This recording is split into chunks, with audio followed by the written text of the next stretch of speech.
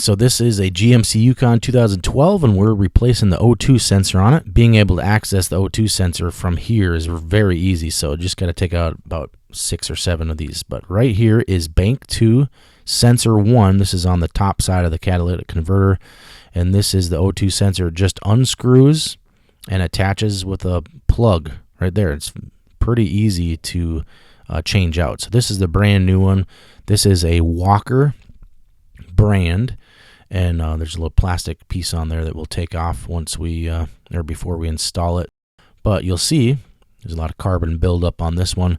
The design is a little bit different. This is the OEM one from the factory, but the design is a little bit different than the new one. The new one has more holes in it. This one has just holes right on the top.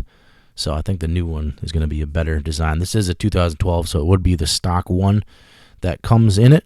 Now all we got to do is just disconnect the wire and put in the new one. So these are pretty easy to disconnect and connect. It just has a little tab that goes in there and locks and clips. So let's put in the new one. So I started screwing in the new one and tightening it up. And then from there we'll just connect. And these, like I said, are easy to connect. You can do it with one hand while I hold the camera with the other. But pretty much just push it together till it snaps.